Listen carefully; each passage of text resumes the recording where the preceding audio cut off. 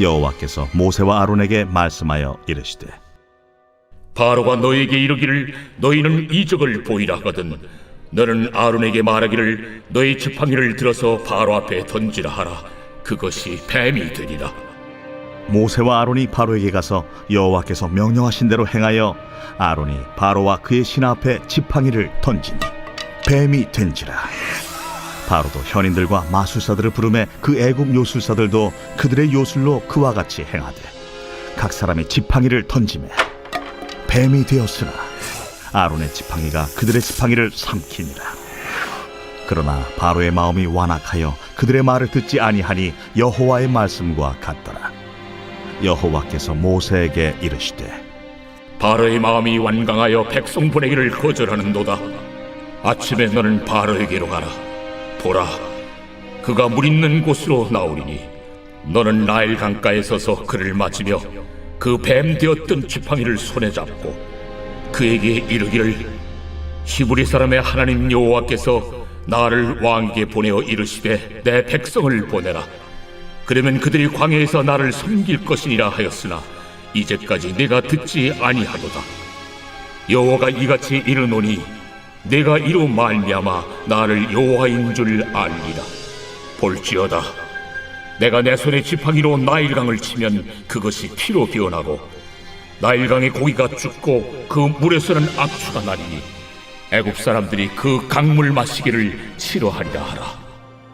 여호와께서 또 모세에게 이르시되 아론에게 명령하기를 네 지팡이를 잡고 네 팔을 애굽의 물들과 강들과 운하와 못과 모든 호수 위에 내밀라 하라. 그것들이 피가 되리니 애굽 온 땅과 나무 그릇과 돌 그릇 안에 모두 피가 있으리라. 모세와 아론이 여호와께서 명령하신 대로 행하여 바로와 그의 신하의 목전에서 지팡이를 들어 나일강을 친 그 물이 다 피로 변하고 나일강의 고기가 죽고 그 물에서는 악취가 나니 애굽 사람들이 나일강 물을 마시지 못하며 애굽 온 땅에는 피가 있으나 애굽 요술사들도 자기들의 요술로 그와 같이 행하므로 바로의 마음이 완악하여 그들의 말을 듣지 아니하니 여호와의 말씀과 같더라. 바로가 돌이켜 궁으로 들어가고 그 일에 관심을 가지지도 아니하였고 애굽 사람들은 나일강 물을 마실 수 없으므로 나일강가를 두루 파서 마실 물을 구하였더라. 여호와께서 나일강을 치신 후 이레가 지나니라.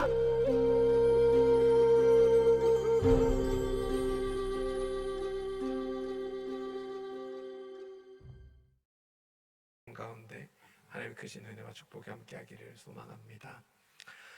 우리가 있는 이 출애굽기는 말 그대로 애굽 백성 이스라엘 백성들이 애굽을 탈출하는 이야기입니다. 그리고 오늘부터 살펴볼 이 10가지 재앙은 이스라엘 백성이 애굽을 탈출하는 데 있어서 결정적인 역할을 하는 매우 중요한 사건들입니다.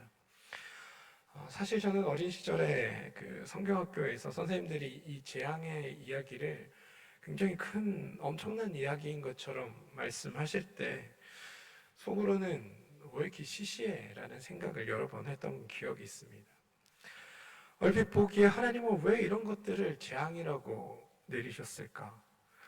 화산 폭발이나 소돔과 고모라 때처럼 하늘에서 불비를 내리신다거나 아니면 땅이 갈라진다거나 하는 등의 좀 멋지고 커다란 재앙들을 내리셨으면 10번까지 갈 필요도 없이 2번이나 3번 만에 애굽에서 이렇게 다 나올 수 있었을 텐데 왜 하나님은 이런 것들을 재앙이라고 내리셨을까? 그런데 말씀을 읽고 이제 말씀을 준비하며 또 최근에 고고학적 연구들과 또 그에 따른 구약 신약학들의 이렇게 다양한 논문들을 좀 읽어보면서 이럴 만한 충분한 이유가 있었다라는 것들을 발견하게 됩니다. 다양한 자료들에 근거한 최신의 연구들에 따르면 이 10가지 재앙이라고 부르는 것은 단순히 그냥 재난이나 당시 애굽인들과 애굽에 살던 이 당시 재난에 그치는 것이 아니라는 겁니다. 당시에 애굽인들과 애굽에 살던 이방인들이 따르던 신들과 하나님의 전쟁으로 이 이야기들을 풀어갑니다. 당시는 신화의 세상입니다. 우리 지금과 같은 이성으로 세상을 판별하는 시대가 아니었습니다. 지금 보기에는 이 별 볼 일 없어 보이는 10가지 재앙이 상징하는 생물들은 모세가 살던 당시 다 하나하나가 애굽 사람들이 믿던 신들의 상징이다라는 게 지금의 정설입니다. 예를 들면 우리가 오늘 읽은 첫 번째 재앙인 나일강을 피로 바꾸는 일은 나일강의 신인 하피라는 신을 하나님께서 쳤다라는 것을 상징하는 사건입니다. 그리고 두 번째 재앙인 개구리 재앙은 다산을 상징하는 애굽의 신 헤케트라는 신에 대한 하나님의 공격입니다. 이 신은 머리 모양이 개구리 모양입니다. 세 번째 재앙은 이와 관련된 재앙인데, 이 이는 사막의 신인 셋이라는 신에 대한 공격입니다. 성경에는 티끌이 이가 되었다라고 말하고 있는데, 티끌 혹은 먼지라는 뜻의 히브리어 아파르, 이 말은 사막의 모래라는 뜻도 가지고 있습니다. 당시의 사막의 신과 하나님께서 싸워서 하나님이 이겼다라는 것을 증언하고 있다는 겁니다. 다시 말해 하나님께서 애굽에 행하신 10가지 재앙이라는 것은 어떤 현상에 대한 해석이 아니라 여호와 하나님께서 애굽의 신들을 벌하신 사건이다라고 해석하고 있습니다. 그것도 당시에 많은 이들이 섬기던 거짓 신과 여호와 하나님과의 싸움. 더 거창하게 말하면 신들의 전쟁에 대한 이야기가 바로 이 10가지 재앙에 대한 이야기라는 것. 물론 전쟁이라고 얘기하기엔 너무 거창하기도 합니다. 사실은 일방적인 싸움이었으니까요. 민수기 33장 4절에 보면 여호와께서 그들의 신을 벌을 주셨다라고 이렇게 설명합니다. 그러니까 애굽 사람들이 10가지 재앙을 겪으면서 여호와라는 신이 애굽 사람들이 섬기던 신들보다 훨씬 더 크고 놀랍고 위대한 신이라는 것을 알게 된 사건. 이게 10가지 재앙에 포함되어 있는 진짜 의미라는 게 오늘 여러분들과 함께 하고 싶은 이야기입니다. 우리가 믿던 신을 벌하는 신이 어디 있던가? 그런데 그런 우월한 신을 애굽 사람들이 알아가게 되는 것. 이게 재앙의 이유이고 목적입니다. 그리고 그게 하나님께서 애굽에 재앙을 내리신 이유입니다. 봐라, 누가 진짜 신인가? 너희가 눈으로 보고 판단해라. 너희가 믿는 그 신이라는 존재가 내 여호와 앞에는 한낱 유에 불과한 존재들 아닌가? 그러니 나 여호와 하나님만이 참된 신이라는 것을 너희가 알아야 한다. 이게 하나님이 재앙을 통해 애굽 사람들에게 말씀하고 싶었던 이야기라는 것을 여러분들은 기억하시기 바랍니다. 여호와 하나님이 참 신이라는 것은 단지 재앙의 대상이 되는 애굽 사람들에게 해당하는 것만은 아닙니다. 당시 애굽에 살던 이스라엘 사람들을 향해 하나님은 말씀하고 있습니다. 너희의 조상의 하나님 여호와가 바로 이런 존재다라는 것을 말입니다. 이 재앙을 통해서 애굽 사람들도 하나님을 알아가지만 이스라엘 사람들도 하나님을 알아갑니다. 하나님께서 자연을 다스리고 온갖 질병을 다스리시며 모든 생명까지 주관하시는 참 하나님이라는 것을 애굽에 살던 이스라엘 사람들도 알아가게 됩니다. 따라서 이 10가지 재앙을 통해 내가 누구인지 알리라라고 말씀하셨던 하나님의 그 말씀을 하나님께서 이 재앙들을 통해 스스로 증명하고 있는 것이 바로 재앙을 통해 우리가 배워야 할 사실입니다. 지난주 보았던 출애굽기 7장 5절에 보면 내가 내 손을 애굽 위에 펴서 이스라엘 자손을 그 땅에서 인도해낼 때야 애굽 사람들이 나를 여호와인 줄 알리라 라고 말씀하셨습니다. 애굽 사람들이 여호와인 줄 알지만 덧붙여서 애굽에 살던 하나님을 잊었던 이스라엘 백성들도 하나님이 어떤 존재인지를 깨닫게 되는 시간, 그게 10가지 재앙에 숨겨진 하나님의 뜻입니다. 그리고 그것들이 여러분들에게도 발견되기를 소망합니다. 오늘은 그 중에서도 첫 번째 재앙인 나일강을 피로 바꾸는 재앙입니다.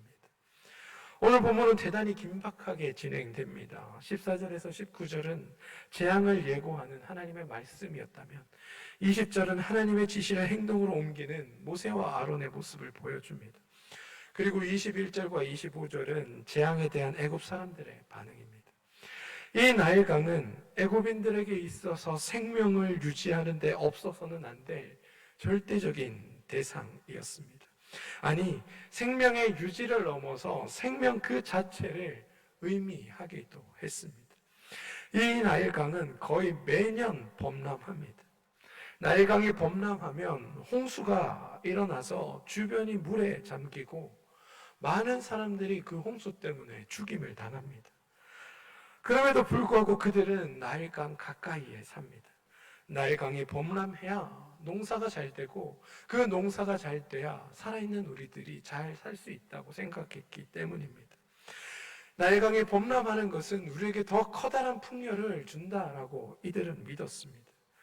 그래서 홍수로 사람들이 죽어도 강은 이들에게 죽음이 아니라 생명의 존재로 인식되었던 겁니다.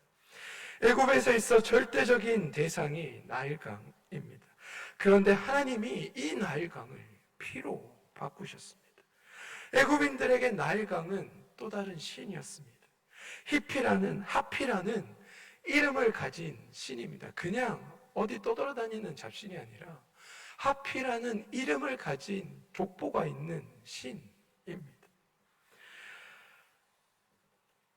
당시 애굽인들에게 절대적인 생명으로 여겨지던 나일강이 피로 변했다라는 이 사실은 나일강을 생명을 주관하는 신이라고 믿었던 애굽인들에게는 상상할 수도 없을 만큼의 큰 충격으로 다가왔을 겁니다. 애굽인들에게 있어서 이 첫 번째 재앙은 아주 강한 충격을 주었습니다. 생명의 신이라고 믿었던 나일강이 피로 변하는 것을 보면서 나일강의 신이 꼼짝 못하는 것을 보면서 이보다 더 큰 신이 있다고 애굽인들과 애굽에 살던 수많은 이들, 심지어 다른 이방인들이 알게 된 것입니다. 생명을 주관하는 신보다 더 큰 신이 있다고. 그 신이 존재한다고. 도대체 그 신이 누구인가? 이런 생각을 그 애굽에 살던 시대의 사람들이 다 하게 되었다는 겁니다. 하나님께서 물을 친 것은 애굽의 근원이라 불리는 강을 친 것을 그 행위를 통해서 너의 모든 생명이 바로 하나님 손 아래 있다. 이것을 말씀해 주고 싶으셨던 행위입니다. 그리고 이것은 단순히 여호와 하나님의 위대함을 알리는 일에 그치는 것이 아니라 어떠한 특별한 목적을 가지는 것을 볼 수 있습니다. 16절입니다. 그에게 이르기를 히브리 사람 하나님 여호와께서 나를 왕에게 보내어 이르시되 내 백성을 보내라. 그러면 그들이 광야에서 나를 섬길 것이니라. 이 재앙의 첫 번째 목적은 애굽의 바로와 애굽 사람들이 나일강을 숭배하듯이 이스라엘 백성들로 하여금 여호와 하나님을 섬기게 하라. 이것이 첫 번째 재앙의 또 다른 목적이라는 겁니다. 나일강은 애굽 사람들에게 그리고 애굽에 살던 이스라엘 사람들에게 생명의 강으로 아니 생명의 신으로 인정되고 섬김을 받았습니다. 그런데 하나님은 그런 나일강이 사실은 아무것도 아니라는 것을 이 재앙을 통해 보이심으로 너희들이 생명을 얻고자 한다면 참된 신인 바로 나 여호와 하나님을 섬기는 일이 참된 생명을 얻게 되는 일이라고 말씀해 주고 계시고 선포하고 있다는 사실입니다. 단순히 재앙은 애굽을 초토화시키는 것에 목적을 두는 것이 아닙니다. 내 백성으로 하여금 하나님을 섬기게 하라. 내 백성으로 하여금 누가 생명의 주인인지를 알게 하라. 내 백성으로 하여금 생명의 주인 앞으로 나와 무릎 꿇게 하라. 이게 하나님의 목적이었습니다. 사랑하는 성도 여러분, 오늘의 말씀 이해가 되십니까? 여러분의 생명은 누구에게 달려 있습니까? 생명의 주인 되신 분이 하나님이라고 여러분은 믿고 확신하며 계십니까? 머리로 아는 차원이 아니라 내 생명 주인 되신 분이 내가 믿는 하나님이라고 확신에 차서 고백하실 수 있으십니까? 오늘 말씀을 보면 이 재앙을 실행하는데 하나님은 모세와 아론과 긴밀한 협력 관계를 이루며 이 재앙들을 이루어 가십니다. 17절에 보면 모세는 지팡이로 나일강을 칩니다. 괜히 치는 것이 아닙니다. 이거 하나님이 매를 들어 이 거짓 신을 이렇게 때린다는 의미가 담겨 있습니다. 19절에 보면 아론은 그의 지팡이로 강과 운하와 목과 호수에 이렇게 내밀게 합니다. 이렇게 하나님과 아론과 모세가 협력합니다. 하나님이 일하시는 방법은 항상 우리를 동역자로 삼아주셔서 일하시기 때문에 그렇습니다. 그럼 왜 우리를 동역하게 하실까요? 그냥 하나님 혼자실 수도 있으시잖아요. 자는 동안 하나님께서 그 모든 것을 해놓으실 수도 있으시지 않을까요? 그런데 하나님이 우리와 동역하는 이유가 있습니다. 하나님과 동역하면서 모세와 아론은 하나님을 더 가까이 목격하게 됩니다. 하나님이 무슨 일을 하시는지 더 가까이에서 알게 됩니다. 하나님께서 우리에게 동역해 주시는 이유는, 부족한 우리를 들어 사용하시는 이유는 우리로 하여금 하나님을 더 알게 하기 위함입니다. 하나님의 역사를 우리가 알기를 하나님은 원하고 계십니다. 하나님이 다 하셔도 되지만 협력하고 사용하는 것을 통하여 우리가 하나님이 하시는 그 모든 것들을 알기를 바라신다는 겁니다. 그것을 통해서 우리가 하나님이 어떤 존재인지를 몸으로 경험하고 깨닫기를 원하신다는 겁니다. 모세와 아론은 하나님과 동역하며 하나님이 참 생명의 주인이시다라는 것을 이 첫 번째 재앙을 일으켜가는 동안에 깨닫게 되었을 겁니다. 그분께 쓰임을 받으면서 참 생명이 하나님께 있다는 것을 몸으로 경험하며 알게 되었다는 겁니다. 우리에게도 이것은 마찬가지입니다. 혹 이 새벽에 나와 하나님께 기도하는 이유가 여러분의 육신의 연약함 때문입니까? 혹은 아픈 나의 형제 자매들 때문입니까? 나의 가족들 때문입니까? 내가 기도해야 할 나의 이웃들 때문입니까? 그럼 하나님은 우리가 그 기도를 통해서, 그 기도에 대한 응답을 통해서 하나님이 어떤 분인지를, 참 생명의 주인이 하나님이라는 것을 깨닫기를 원하신다는 것을 여러분들이 기억하시기를 소망합니다. 사랑하는 성도 여러분, 우리가 살면서 가장 중요한 게 있다면 하나님을 경험하는 일입니다. 하나님을 알아가는 일입니다. 모름지기 우리의 인생은 하나님을 아는 만큼입니다. 오늘도 우리 앞에서 산적한 많은 문제들이 있지만 애굽의 10가지 재앙을 통해서 애굽인들도 이스라엘 백성들도 하나님을 알아갔던 것처럼 그러면서 애굽을 탈출할 용기와 힘과 믿음을 얻었던 것처럼 우리는 오늘 하루하루를 살아갈 때 하나님을 더 많이 알아가야 할 필요가 있습니다. 말씀을 통해서 하나님을 알아가고, 기도하고 응답함을 통해서 하나님을 알아가고, 우리가 하나님을 의지하면서 우리 일상 가운데 역사하시는 하나님을 알아갈 때 우리가 하나님을 알아가는 만큼 우리의 믿음이 강해져 가고 소망도 생기고 하나님을 더 사랑하게 되기도 하고 이웃들에 대한 사랑도 더 많이 할 수 있게 되는 존재들로 바뀌어 가게 됩니다. 그리고 그 일을 위해 하나님은 우리 앞에 다양한 문제들을 놓아주시고 그것들의 주인이 누구인지를 너희가 깨닫고 그 앞에 너희가 온전히 순종하기를 원하고 계시다는 것. 그냥 지나가는 하루하루가 아니라 우리에게 일어나는 모든 일들로 인해 하나님을 더 알아가는 존재가 되기를 원하신다는 것. 그래서 그 하나님을 매 순간 경험하게 되기를 원하신다는 게 하나님이 우리를 향해 오늘 이 말씀을 주시는 이유입니다. 사랑하는 성도 여러분, 오늘 하루 나를 만나주시는 하나님, 내 앞에 산적한 문제들을 통하여 이 문제만을 볼 것이 아니라 그 문제를 해결해 가시는 하나님을 통하여 나를 만나주시는 하나님이 경험되는 그런 놀랍고 복된 일들이 여러분 삶 가운데 나타나기를 주님의 이름으로 축원드립니다. 주님만이 참 생명의 주인 되십니다. 그리고 그 생명의 주인 되신 하나님이 오늘 우리로 하여금 이 새벽에 이곳으로 이끌어 기도하게 하십니다. 여러분이 드리는 그 기도가 오늘 하나님 앞에 응답되는 놀라운 일들이 나타나서 참 생명의 하나님이 나와 함께 하시고 나와 동행하기를 원하신다는 것을 깨닫게 되는 복된 날 되시기를 주님의 이름으로 축원드립니다.